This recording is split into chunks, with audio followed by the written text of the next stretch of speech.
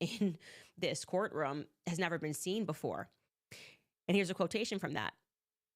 It reads, questioned that day were two key moves that Judge James Burke, that was the presiding judge over the Harvey Weinstein trial, made in 2020. His decision to allow 3 women whose accusations against Weinstein were not in the purview of the case to testify as so-called Molyneux witnesses, which are trial witnesses, are allowed to testify about criminal acts that the defendant has not been charged with committing, to establish the Hollywood power broker has a predatory pattern.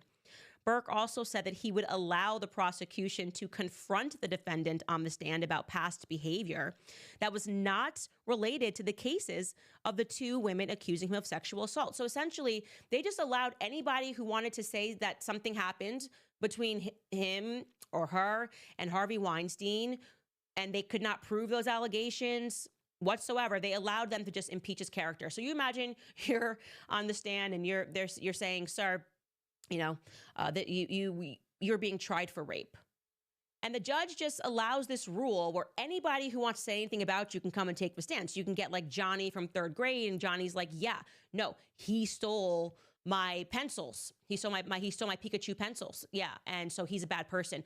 They literally allowed people to testify that he got into a fight with Bob Weinstein. Like, what does that have to do with anything that's happening in this courtroom? And beyond that, they allowed women to just come in and to testify and to say, he did this to me, he did that to me.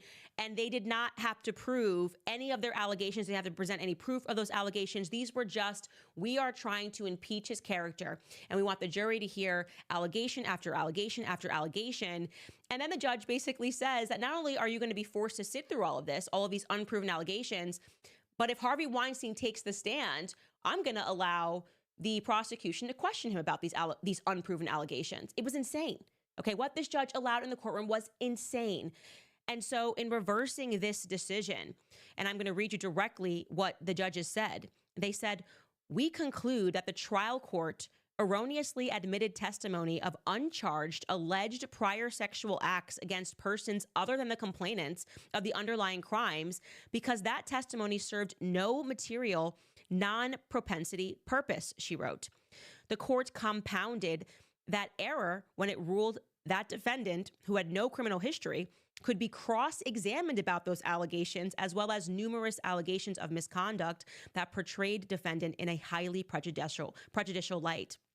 I should mention that overseeing judge, Judge Burke, he was denied reappointment since this case. He was so corrupt that the mayor's office denied to reappoint him to the bench due to this perceived corruption that was stemming from this trial. He was asked to recuse himself because he was just allowing whatever to happen in this courtroom, which makes me wonder, was he accepting payments?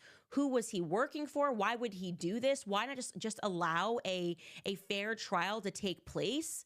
Why not allow cameras in there so people